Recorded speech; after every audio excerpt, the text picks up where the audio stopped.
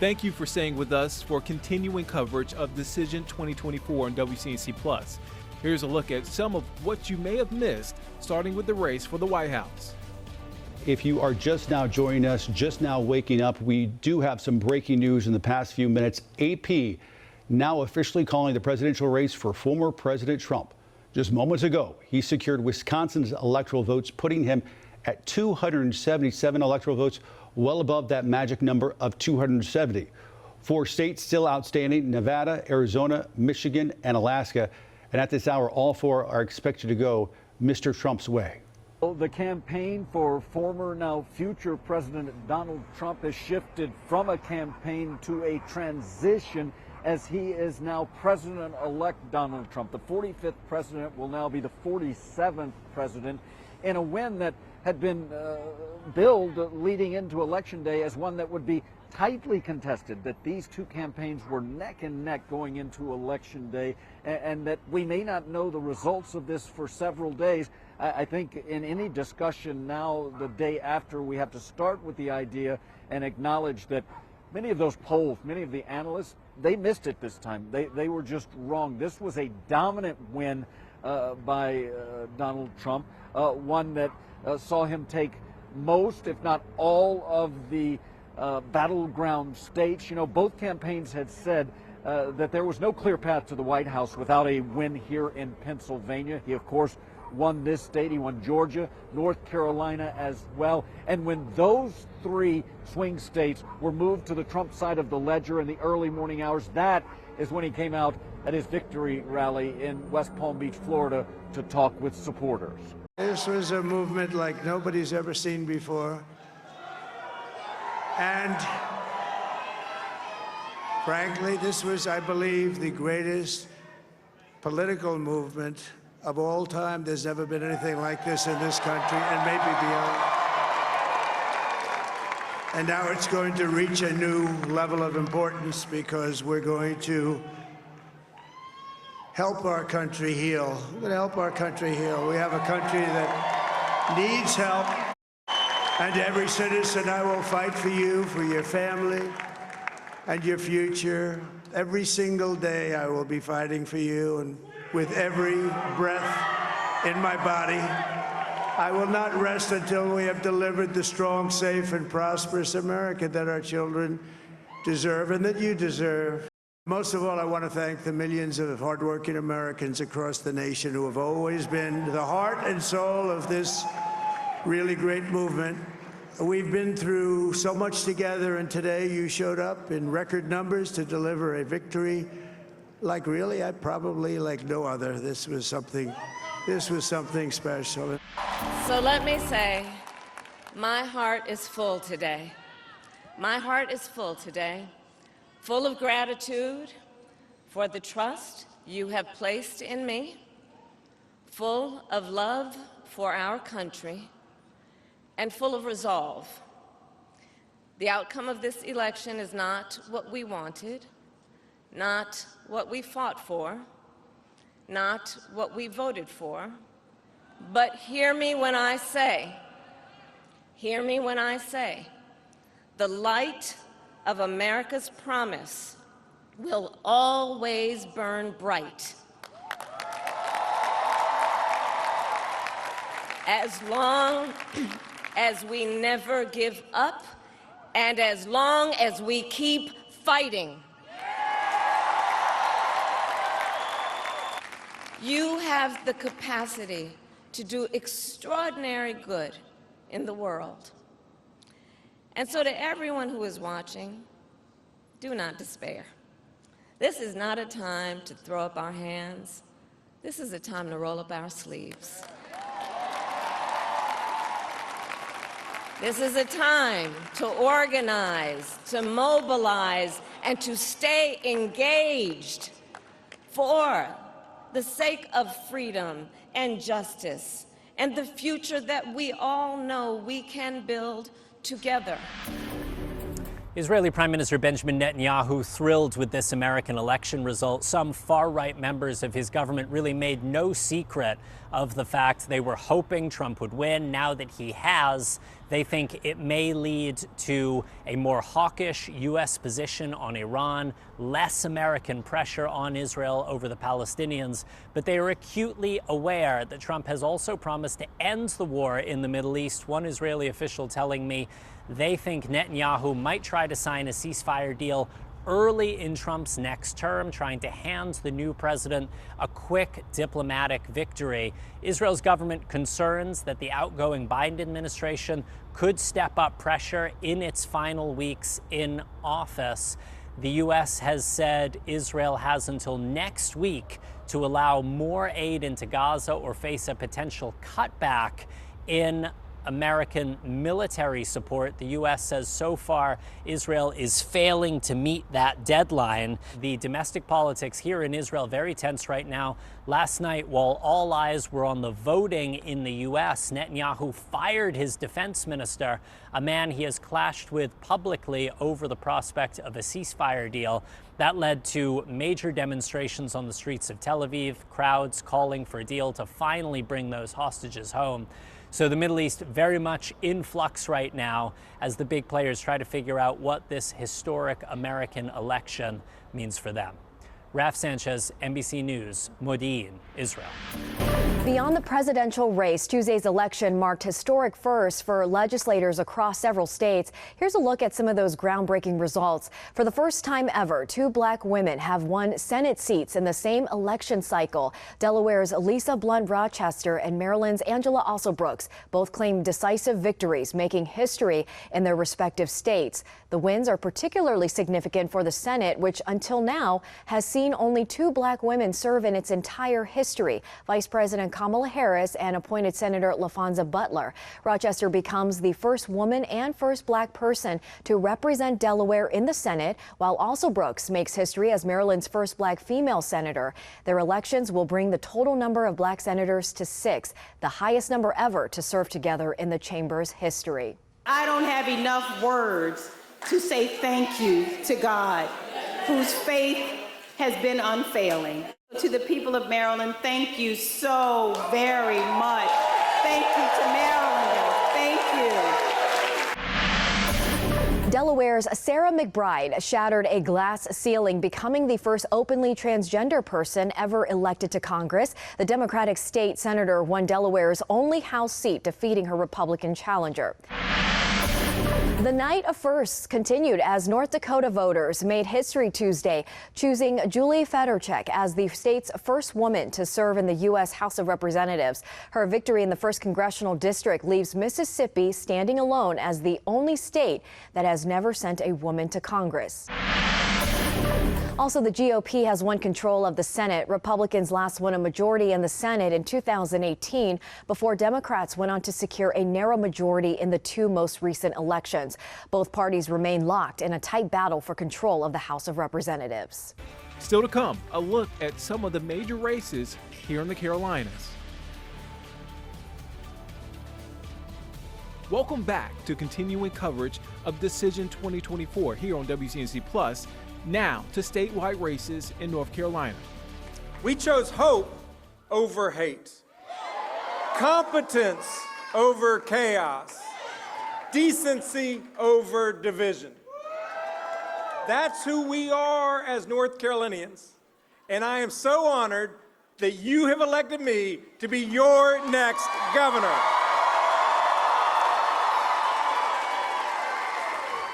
We just heard from the projected next governor of North Carolina, Josh Stein. He really focused his speech on that optimism, that positivity, and that forward-thinking messaging that he's been really leaning into these past few weeks. Hope over hate, decency over division were just some of the things that he mentioned to this full house here at the Democratic Watch Party in Raleigh. In terms of actual policies that he mentioned, increasing teacher pay and protecting reproductive rights. But of course, the overall messaging was how to rebuild Western North Carolina. When I spoke to his campaign manager earlier today, that is what he said would be Stein's first priority if elected. I also spoke with Governor Cooper earlier today, who is the one who introduced Stein to make his acceptance speech.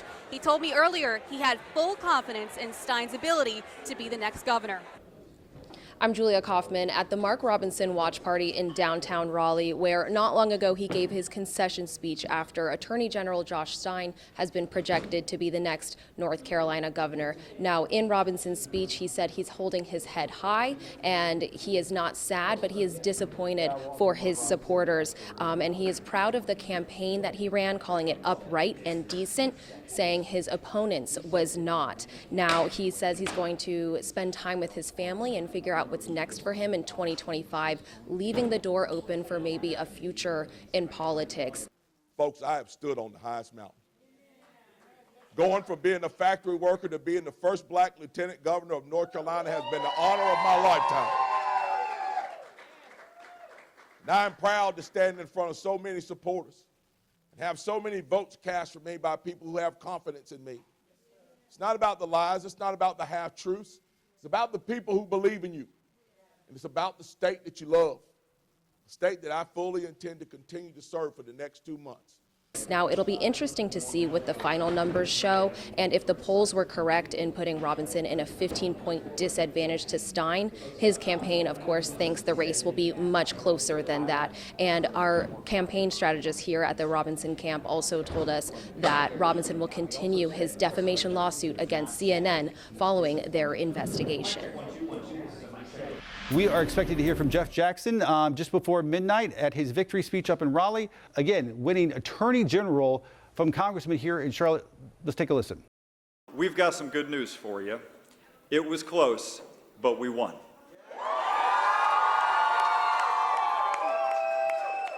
It's been a long campaign, a lot of miles traveled, a lot of time away from family, but now seeing the returns come in, the support from across the state is overwhelming. To every voter who supported us in this election, thank you. It means the world to us. And to every person in this state, whether you voted for me or not, it will be an incredible honor to serve as your next Attorney General, and I will give this job everything that I've got.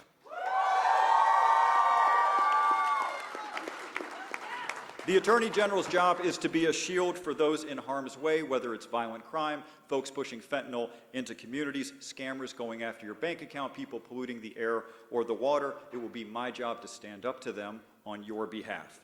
I look forward to getting started, and I'm especially looking forward to joining the dedicated public servants at the North Carolina Department of Justice in that mission. Speaking of North Carolina, interesting that, Josh Stein, the projected governor there, is going to be working with the Republican majority, maybe even a super majority. We've seen this historically for a long time now, but how do you think that this is going to impact his time as governor?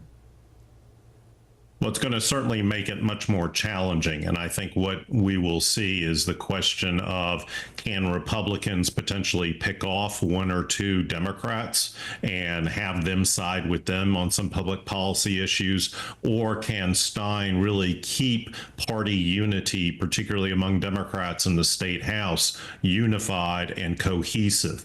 I think that's the real question. Can there be some outreach between the executive branch and the legislature in terms of some critical issues that face North Carolina? That is a potential. But when you're dealing with such super numbers in both chambers, state, Senate, most likely very much in supermajority status, state House very close. We will just have to wait and see how both sides decide to interact with each other and deal with some of the issues and challenges that North Carolina faces. That will be a 4-year experiment to see where this goes. Still to come, more coverage of Decision 2024. Welcome back to continuing coverage of Decision 2024 here on WCNC Plus. There were some issues when it came to getting the votes from Mecklenburg County posted onto the state's website. At first, when this was happening, we asked, what's going on? And we heard, quote, we're not really sure, we're trying to, or it's not really working right now. But after some back and forth, they did things the old-fashioned way. They were giving us a snapshot exactly of what it looked like by paper. That's right, paper. So it looked like it was printed out in about a packet, which showed us what it looked like, giving us the election day results, early voting and absentee ballots as well. And every 30 minutes, it was a new sheet of paper that really gave us a snapshot of what the county looked like. Thankfully, things were then smoothed over, and we learned from Michael Dickerson, with the Board of Elections office. He tells us the reason this is happening was because there were so many votes in the county, and it just really created a backlog, and it was taking a minute for it all to process onto the state's website. But again, when it came to getting everything pulled in here, it really did show you that we made the joke last night that the most efficient thing in the country is the Chick-fil-A drive-thru, but I think that this may had you beat when the precincts would come and drop off their bag full of all the election items, from the ballots to the flash drive and the computers, getting everything sorted and put in here. It was a really great assembly line, and it just shows you how efficient and secure this election here in Mecklenburg County really is. When it comes to the Mecklenburg County Board of Commissioners races, Democrats did very well. There were 4 Democratic incumbents that were reelected according to unofficial results. And then when it comes to the North Carolina State House District 105, that is a district that represents a large part of Mecklenburg County. The Republican candidate Tricia Cotham has clinched that district. She will be staying in the state General Assembly. And we're looking at the results right now with all precincts reporting Republican Tricia Cotham wins with just over 50% of the vote against Democrat Nicole Sidman, who had 49.74%. And that's just a 275 vote difference. And then moving on to the Mecklenburg County Board of Commissioners. For the at-large position, Democratic incumbents Arthur Griffin Jr. and Lee Altman will stay on the board, and a newcomer, Yvette Townsend Ingram, will join. They all ran unopposed. And in the race for District 1 County Commissioner, this represents North Mecklenburg County, 95% of precincts are reporting Democrat Elaine Powell will be keeping her position with 59% over Republican Aaron R. Marin. For District 2, representing West Mecklenburg County, 100% of precincts reporting incumbent Democrat Vilma D. Leak winning with 74% of the vote over Republican Angela White Edwards. And then for District 5, which covers parts of Central and South Charlotte, Democrat Laura Meyer stays on the board with just over 55% of the vote. And lastly, for District 6 County Commissioner, which covers South and East Mecklenburg County, Democrat Susan Rodriguez McDowell will keep her position with nearly 53% of votes. And you can find all of the unofficial results for not just Mecklenburg County races, but counties across our region. It's all on our WCNC Charlotte News app. Voters here today told me they were excited to get out and be able to cast those ballots. Voters here saw multiple accommodations like voting site location changes, exceptions for lost photo IDs, changing polling times to earlier hours, and some counties here even had tents set up for voters. Election officials told me this was all so those voters could have an easy and safe access to the polls. Right now, you can still see multiple businesses closed, roads destroyed, and cleanup efforts underway. And voters I spoke with told me now that the election's over, they can get back to focusing on the recovery. At the end of the day, no matter who's our president, we're still a community. We still have to keep living our days on and on, doing what we do as people. We've done a good job about cleaning up and getting back as a community. I think now it's about helping the other communities around us that aren't doing as well. And this morning I did speak to election officials, and I had the moment to ask them if they would consider using these accommodations in future elections, since they did see that record turnout. And they told me that would be a consideration if they have the resources when the time comes. Still to come, the financial impacts of the race for the White House. Welcome back. The stock market surging Wednesday on the news of Donald Trump's return to the White House. WCNC Charlotte's Megan Bragg has more. Yeah, and just look at this chart. I know a lot of people are happy to see these numbers. The Dow surged over 1,500 points. The dollar strengthened and Treasury prices fell. Investors' sentiments right now is pro-growth and pro-markets. But is it all just the Trump effect, or have stocks risen before, during elections? So let's take a look back at the history. Historically, the U.S. stock markets tend to rise regardless of which party wins the House. Take Taking a look at the S&P, that's risen 500. S&P 500 has risen 70% since 2020 election, brought President Joe Biden into office. But according to Sam Strovel, he's a chief investigator strategist at CFRA. Since 1945, the S&P has risen 73% of the years when a Democrat was president and 70% when a Republican took office. So it's not only are we just seeing the S&P in those markets seeing a boost. Wednesday, Australia's S&P rose 0.8% and the value of the dollar in Japan also went up. The 2024 presidential race is expected to break spending records once all the calculations are finished. And many people are asking Google if the candidates can do whatever they want with any unspent money that was donated to the campaigns. So let's verify. Our sources are the Federal Election Commission, the Federal Register, and the Center for Public Integrity.